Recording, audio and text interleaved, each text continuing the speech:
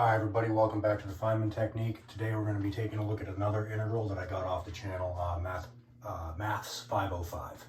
I didn't watch his video all the way through, so I don't know exactly how he solved this, but I assume he used Feynman's technique because it says he did in the video. This is actually a difficult but straightforward application of Feynman's technique. That means basically we create a reparameterization, take a derivative. We're actually going to be taking two derivatives with respect to the new parameter, finding various values, reintegrating it twice, and then plugging in a value to get I. So it's straightforward Feynman integration, but the steps are difficult, and you'll see.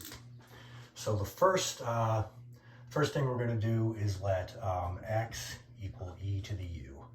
Therefore, dx equals e to the u du. So that's going to give us the integral from 0 to infinity of sine squared u over u squared times e to the negative u du. And I'm just going to go ahead and put x's in for our u's since it is a definite integral. All right, so those two are equivalent. Now let's make a reparameterization on this version of it. Let's call f of t the integral from 0 to infinity of sine squared x over x squared times e to the negative tx dx. And we will notice that if we plug in 1, we will get I. And if we plug in 0, we get something. Let's figure out what that something is. Okay, so what is f of 0? Well, it's equal to question mark, but it's also equal to the integral from 0 to infinity of sine squared x over x squared dx. So now what we're going to do is we're going to solve this integral using Feynman's technique. So we'll reparameterize it. We'll create a function g of t this time, and we'll set it equal to the integral from 0 to infinity of sine squared of tx over x squared dx. All right. Using the Leibnitz rule, we can get, well, first let's plug in 0 to get 0. That means g of 0 equals 0, and g of 1 is going to give us back what we want. All right. So let's find g prime of t using the Leibnitz rule. So that's equal to the integral from 0 to infinity of 2 sine tx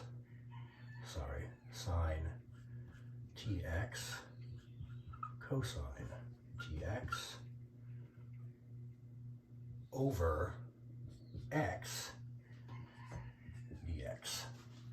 Okay, this is 2 sine something cosine something, so that's just sine of 2 something. So that's sine of 2tx.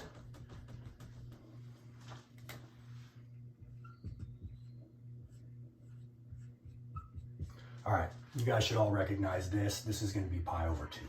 G prime of t is equal to pi over 2 for all values of t not equal to exactly 0. You let t approach 0, it's still pi over 2. However, if you evaluate it at the point exactly 0, it would be 0. But for all other values, including approaching 0, that is equal to pi over 2. Therefore, g of t is equal to pi over 2t plus c.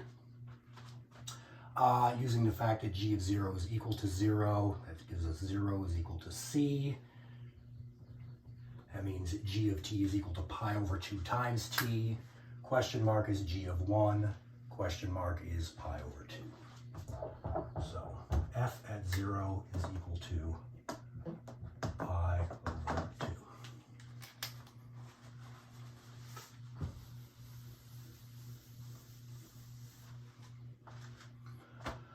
Okay, so let's continue working on our f of t. Well, let's take a derivative with respect to t. It means f prime of t is going to be equal to negative integral 0 to infinity sine squared x over x times e to the negative tx dx. And there are two values that you can plug in for t to make that integral evaluatable. The first one is you can actually plug in t is equal to 0. And that integral does converge. We're not going to be using that though because it's a very difficult integral to evaluate. The value we're going to be picking for t is infinity. We're going to let t approach infinity if, let's just say we take the limit as t goes to infinity of f prime of t, we get 0. That's a fancy way of saying f prime at infinity is equal to 0. If we let our t approach infinity, this integral approaches 0. All right. Also, we know that f, well, that's it. We'll just leave it like that because we don't need to know anything else about f prime of t. Okay, so what we'll do is we're going to take another derivative to get f double prime of t. And that's going to be equal to the integral from 0 to infinity of sine squared x times e to the negative tx dx. And we're just going to have to evaluate that integral. There's no tricks that can really be used. We're going to have to use integration by parts on that.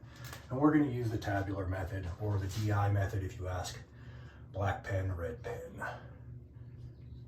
And we will take a derivative of sine squared x.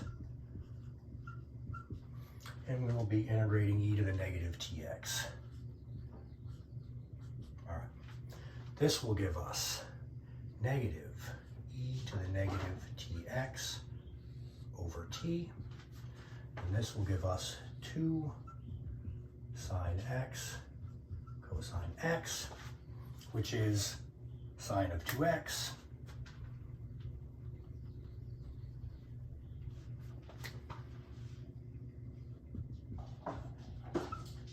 Okay, and we're gonna go one more time. And you'll see why. So taking a derivative of sine 2x is going to give us 2 cosine 2x. And this will give us e to the negative tx over t squared. All right, let's put our signs in. All right, so let's see. This is going to be this times this evaluated at the bounds plus this times this evaluated at the bounds. Let's see, our bounds are 0 and infinity. If we take this times this, the 0 part will cancel out due to the sine squared x, or sine squared 0 being equal to 0. And the infinity part will also cancel out due to this e to the negative infinity. All right, so we don't need to worry about this part.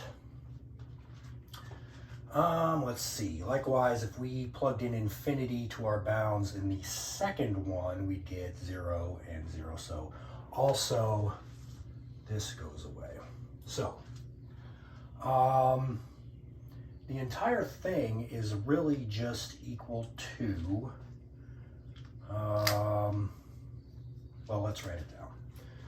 That means that f double prime of t is equal to, let's see, we're integrating this. So this is going to be the indefinite integral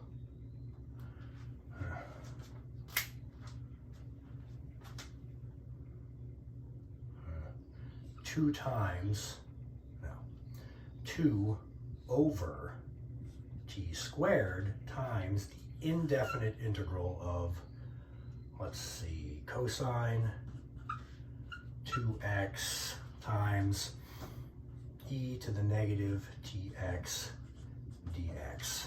All right. Well, let's see. That's equal to 2 over t squared.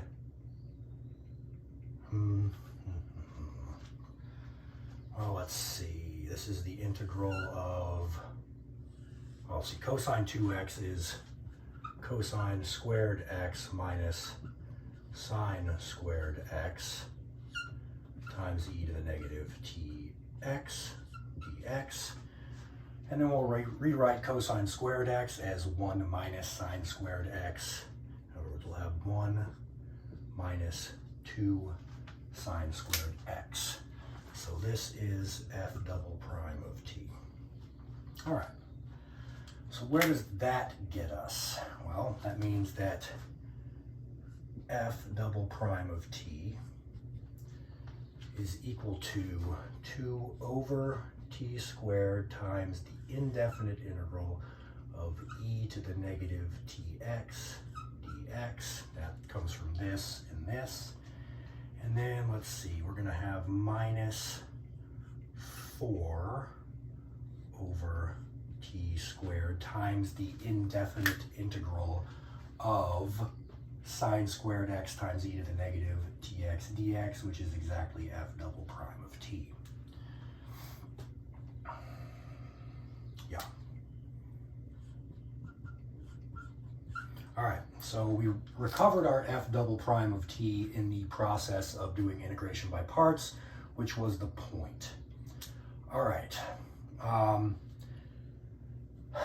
Let's perform a substitution. Let's let u equal tx, therefore dx is equal to du over t.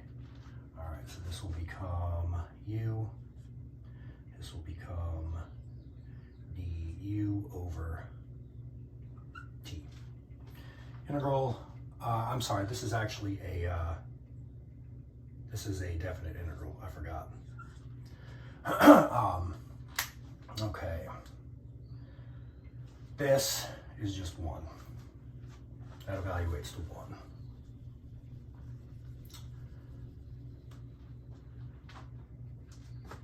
All right. So let's add 4 over t squared f prime of t to both sides and then factor out f double prime of t. So that means f double prime of t, and we have in parentheses, and then we're going to have 1 plus 4 over t squared, and that's going to be equal to 2 over t cubed.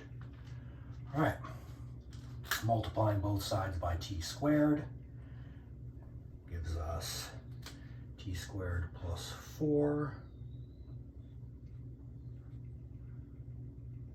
On this side, we just get 2 over t.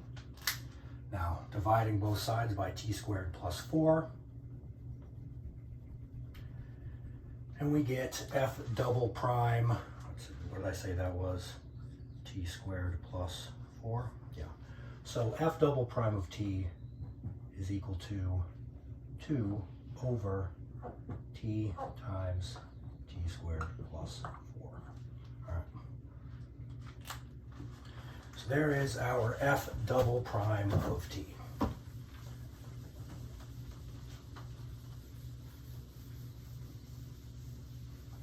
All right. So now let's go backwards. Let's get back to f prime of t by integrating this. So that means f prime of t is going to be equal to 2 times the indefinite integral of 1 over t times t squared plus 4 dt. All right? Okay, so let's partial fractions. Let's break that up using partial fractions. So using partial fraction decomposition, we know that a over t plus bx plus c over t squared plus 4 is equal to 1 over t times t squared plus 4. All right, that means a t squared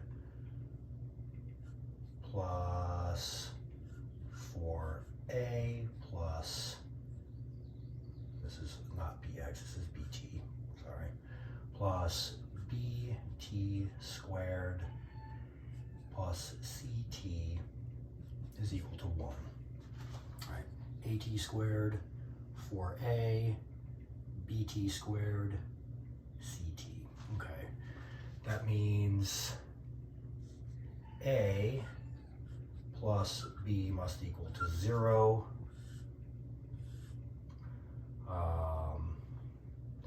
A is equal to 1/4, and c must be equal to 0. Okay, plugging that in, we get that b must be equal to negative 1/4. All right. And c is 0. So what does that give us? C is 0, b is negative 1/4, negative 1/4 t, and a was 1/4. Okay. So that means that f prime of t is equal to, now we can't forget that factor of 2 there. So this is going to be equal to 2 times the indefinite integral of 1/4 of 1 over t. So that's going to make this 1/2 1 over t. Oh shoot. I said 1/2, but I did not write 1/2. Okay. D t. All right. Minus 1/4 times 2, which is 1/2 the integral. Let's see, we took care of the 1/4 and we took care of the 2. So this just becomes t over t squared plus 4 dt. Let's make this 2t, so we multiplied that by 2, we have to divide by 2 to compensate. Now this becomes 1 over u du, so that means that f prime of t is equal to 1/2 natural log t minus 1/4 natural log t squared plus 4. Okay, plus c. Okay, we can make this 1/4 natural log t squared. All right, okay, so we can make this 1/4 the natural log of t squared over t squared plus 4, and plus c, of course. And I'd even like to make this negative 1/4 times the natural log of the reciprocal of this thing. Plus 4 over t squared, giving us 1 plus 4 over t squared inside the natural log. 1 plus 4 over t squared. All right. So now we need to get rid of that plus c.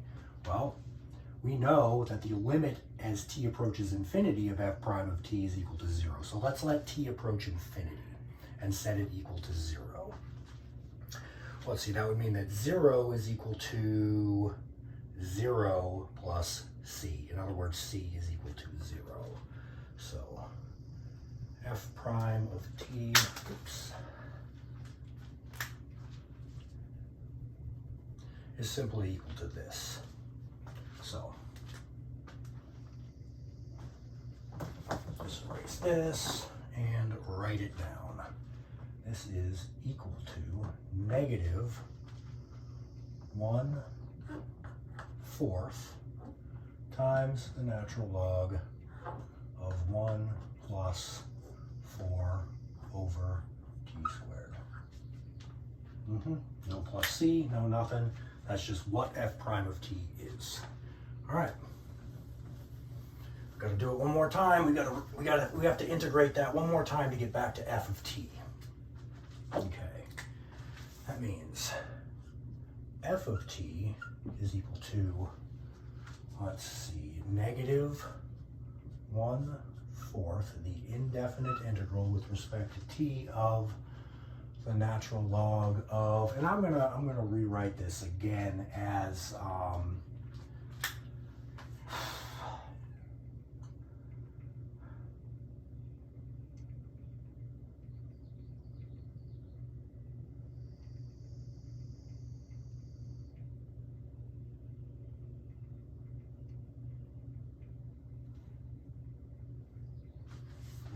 you know what? I'll just write it like this.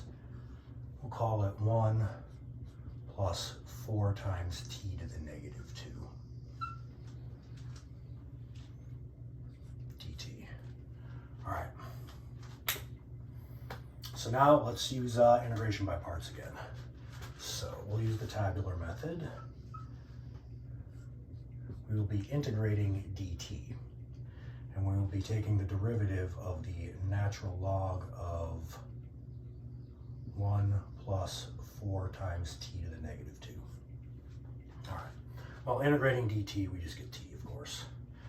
And this becomes 1 over 1 plus 4 times t to the negative 2 times the derivative with respect to t of 4t to the negative 2. Well, that's going to be negative 8 times t to the negative 1. I'm sorry. Wait a second. Yeah, times t to the negative 3. Right? 1 over this times the derivative with respect to t of 1 plus 4 t to the negative 2. That is negative 8 t to the negative 3. All right. So now, let's multiply the top and the bottom by t squared. So this just becomes a 4, and this becomes a t squared. Sorry. T squared, and I multiplied by t squared, so this is t to the negative 1.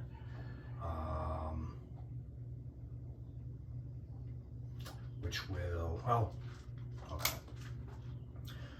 So that means that f prime of t is equal to, we can't forget this negative 1/4.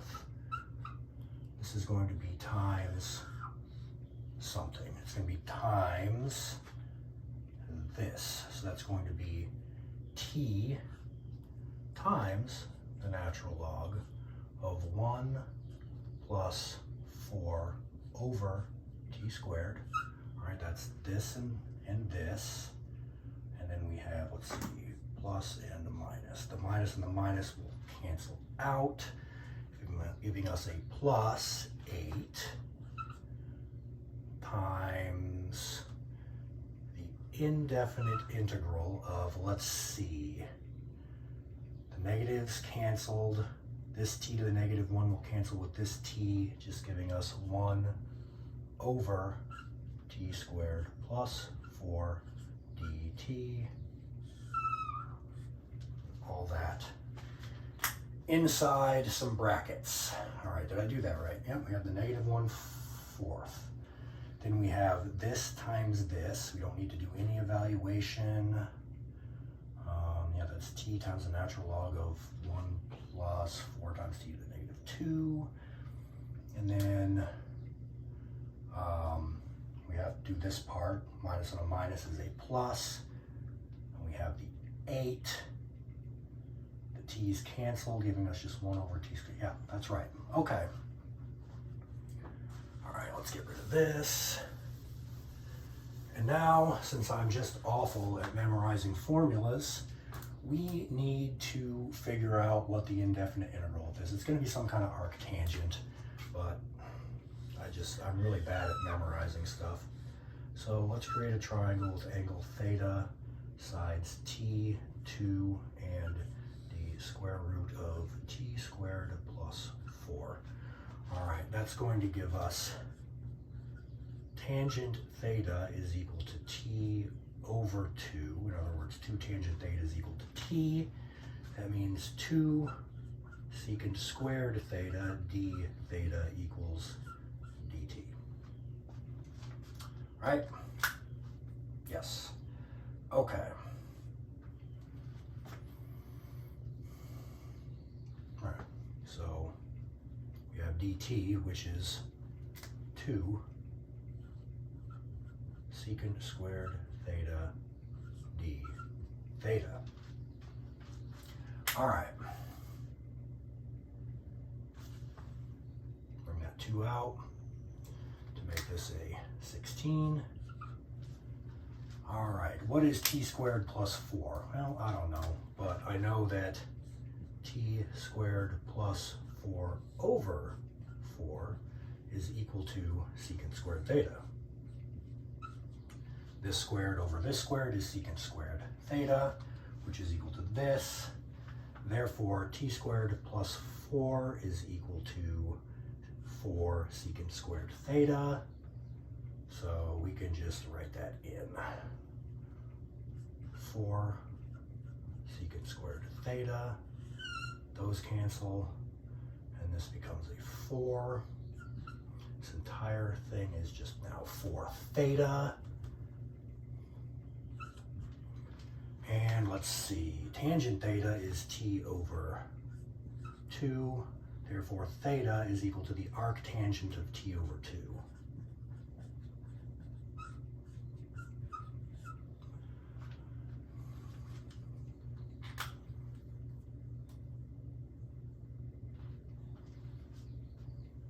So for arctangent of t over 2 plus c. Okay.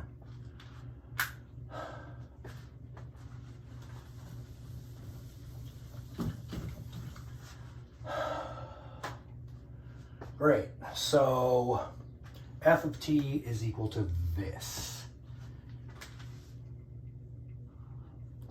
Okay, well, let's see if we can solve for c. All right, well, we know that f of 0 is equal to pi over 2. That means that pi over 2 is equal to this thing evaluated at the point t is equal to 0. Now, what is the limit as t approaches 0 of t natural log 1 plus 4 over t squared? It's 0. You can use do it yourself. You know, this isn't a channel on doing limits or anything like that. It's not that difficult. The limit as t approaches 0 of t times the natural log of 1 plus 4 over t squared is 0. So if we plug in 0, we get pi over 2. So that's equal to negative 1/4 times 0 plus 0. In other words, pi over 2 is equal to 0 plus c. So c is equal to pi over 2. All right. That is our final expression for f of t. Now we plug in 1 to get I. That means I is equal to negative 1/4 times, let's see, we're plugging in 1, right? Okay, so that's going to give us 1 times the natural log of 1 plus 4, which is 5, plus the plus 4 times the arctangent of 1/2 plus pi over 2. And that should be correct.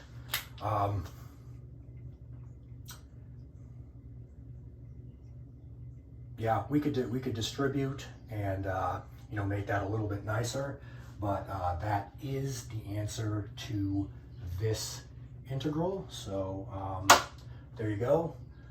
Straightforward but difficult application of Feynman's technique, and I hope you enjoyed that.